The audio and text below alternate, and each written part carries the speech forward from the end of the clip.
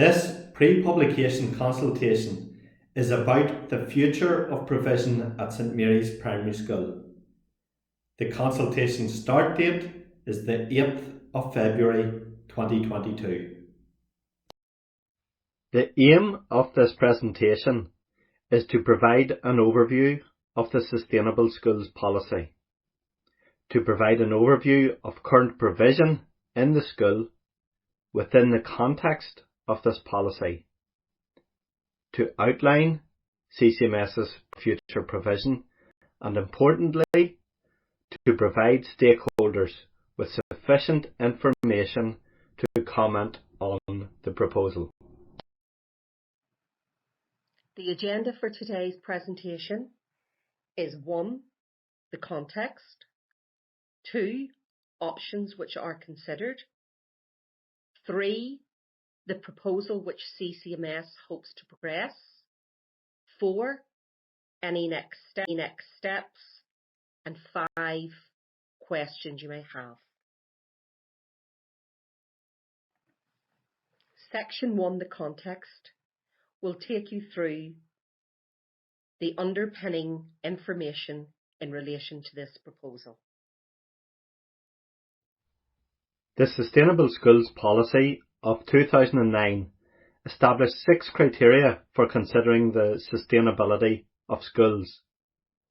These included the quality of educational experience, stable enrolment trends, sound financial position, leadership and management, accessibility, and strong links within the community. When considering quality educational experience, CCMS do not make any qualitative judgments. CCMS rely on ETI inspections and the Sustainable Schools Policy. The Sustainable Schools Policy identifies a number of indicators in regards to enrolment in primary schools. Within the Sustainable Schools Policy, one particular indicator states there should be no more than 2 composite year groups in a single classroom at primary level. St Mary's Primary School currently meets the criterion that there is to be no more than 2 year groups in any one class. That is because there are no pupils in Primary 7. In the event that there are pupils across the year groups, even with the additional classroom now in use, 3 classrooms will not be enough to ensure that there are no more than 2 year groups in any one classroom. This slide discusses the challenges faced by smaller schools. The first quotation comes from Schools for the Future, a Policy for Sustainable Schools, 2009. Teachers in small schools face problems of having less scope for professional interaction and mutual support. The school is unlikely to provide a wide programme of extracurricular activities and will have a smaller range of teacher specialisms, e.g. music. The smaller numbers of children in each year group limit the opportunities for working alongside peers, social interaction and challenge, and participation in extracurricular activities, including team-based experiences. The second quotation comes from the ETI Chief Inspector's Report 2014 to 2016. When the composite class spans more than 2 year groups, ensuring adequate progression in learning and planning to meet individual needs across a wider range of abilities and stages of development can be more challenging for the teacher. It may also limit opportunities for the children to develop socially and emotionally with those of a similar age and stage. The inspection report of April 2019 involving action short of strike concluded, owing to the impact of the action short of strike being taken by the staff, the ETA is unable to assure parents, carers, the wider school community and stakeholders of the quality of education being provided for the children. The school is a high priority for future inspection with no further notice. However, if you look at the pre-publication consultation document, it will highlight the key findings from that inspection report. The Sustainable Schools Policy notes the following in regards to enrolment at primary schools. Ideally, a primary school should have at least 7 classrooms, 1 for each year group. The minimum, not optimal, enrolment for a newly established school or existing schools should be 140 in urban areas and 105 in rural areas. This table demonstrates that from 2016-17 through to 2021-22, the enrolment of the school has been lower than the requirement for a sustainable school in a rural area.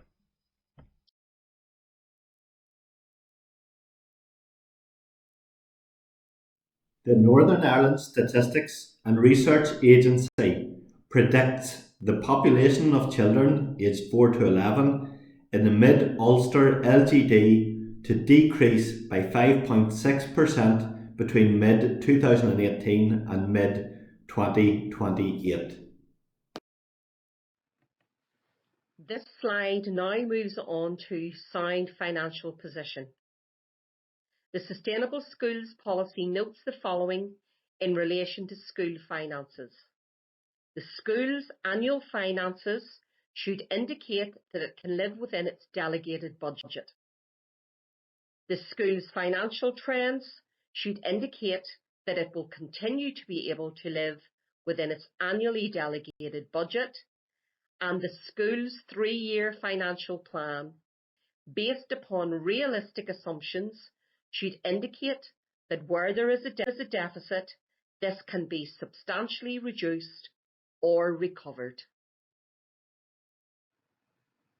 The school's budget is determined by a range of factors. These include the number of pupils, the size of the school building, principal release funding, and small school support.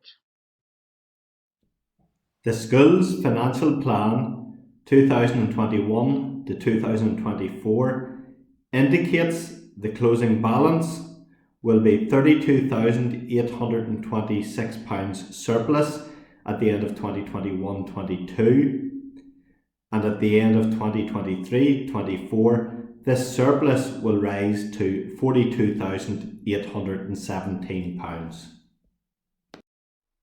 The Education Authority's policy is that schools should not have a surplus or deficit in excess of 5% or 75,000, whichever is the lesser of their delegated budget. The school is operating with a surplus budget and anticipates remaining in surplus for the 3-year financial plan. St Mary's Primary School is not currently operating within the recommended parameters of plus or minus 5% of the allocated budget as required. Staffing levels have increased since the approved financial plan, and this will affect the budget.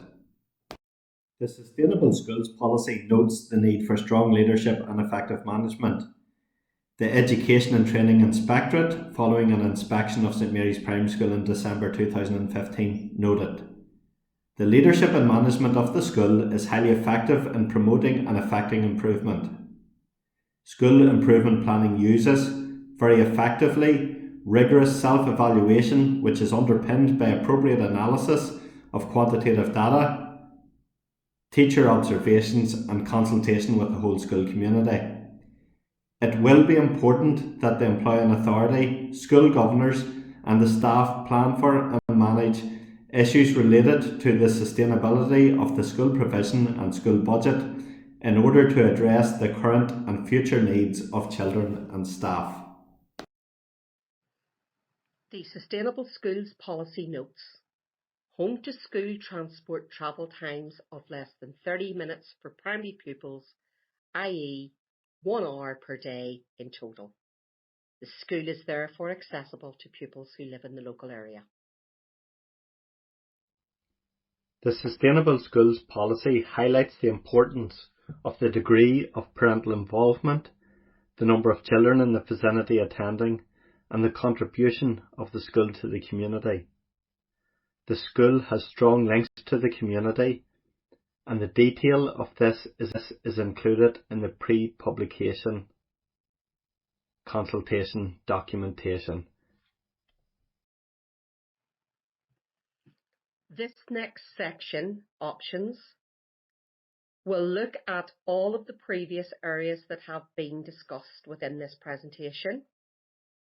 We'll also take account of the additional information which is contained within the pre-publication consultation booklet, which you will have sight of, and the Q&A document, which you will also have sight of. This section will outline the options which were explored with the school.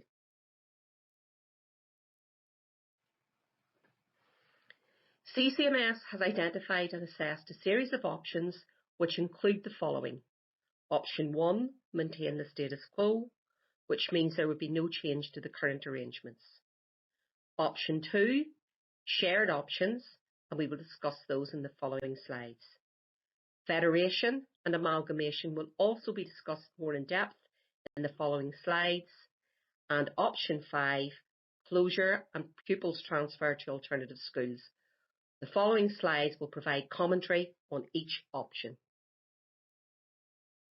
Maintaining the status quo means a small school is retained. It's in line with the parental preference for a local school. However, a smaller school continues to face the following challenges: of more than 2 year groups being taught together in a single classroom, less than 4 teachers in the school, problems of having less scope for professional interaction and mutual support, and low enrolments below the Sustainable Schools policy threshold of 105 pupils. This slide is going to look at the potential for shared or integrated options. There are a number of shared options that can be used by schools.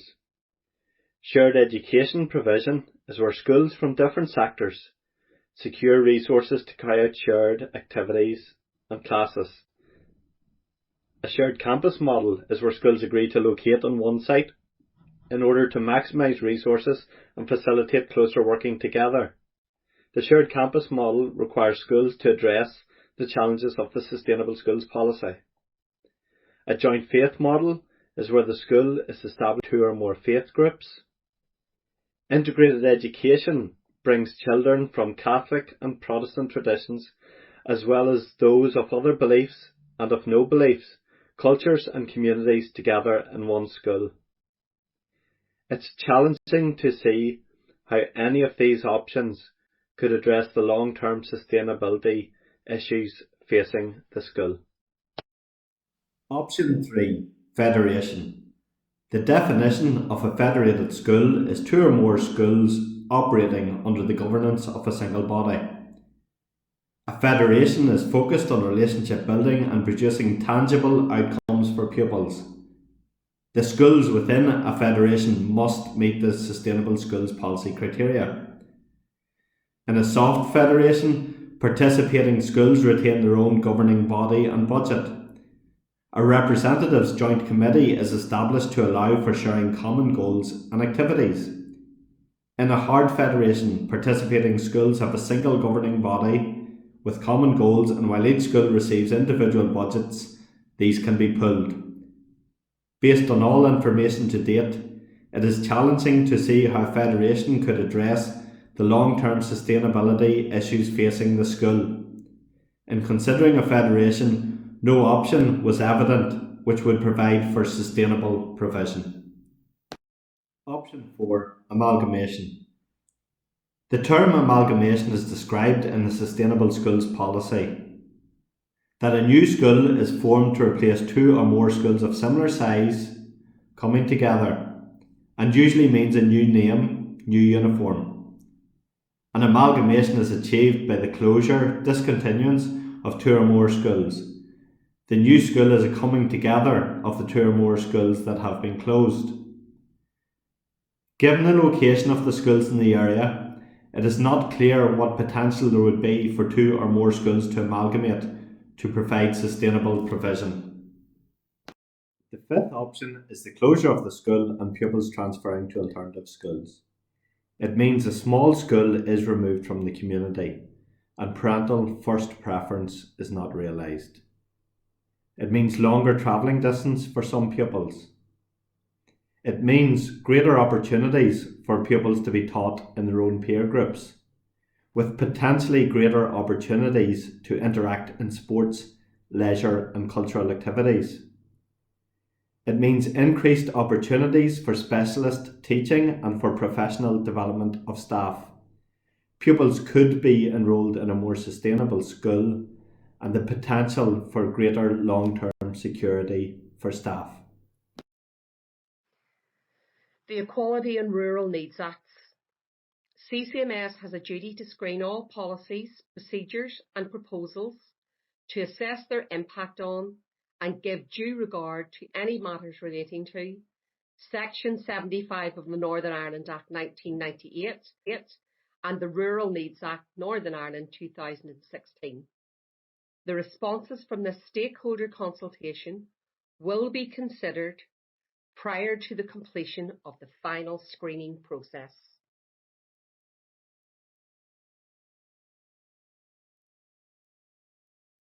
The recommended option, option 5, having given due consideration to the issues and options, CCMS is proposing, in line with the requirements of the Sustainable Schools Policy, to close St Mary's Primary School with effect from the 31st of August 2023 or as soon as possible thereafter.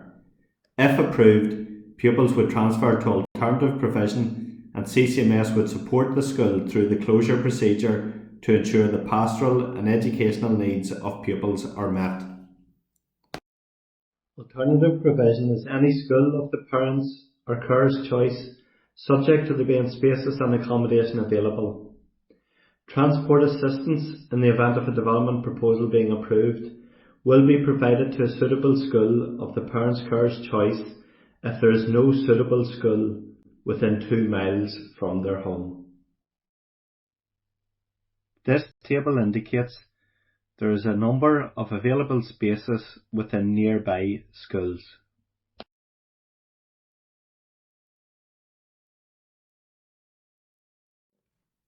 There are a number of ways to respond to the consultation. Online, there is a link to the questionnaire for response. If you would like to email, the email address is here on this slide.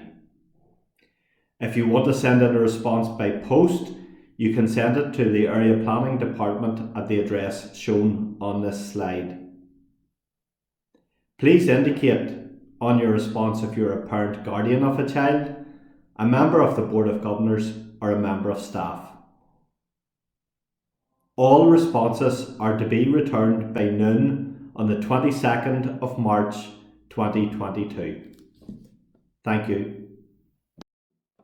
We hope any questions you may have are addressed in this presentation, in the pre-publication consultation document and in the question and answers paper. If you have any further queries that you think will assist you in responding to the consultation, please get in contact by email or by post in the addresses detailed in the previous slide. Thank you.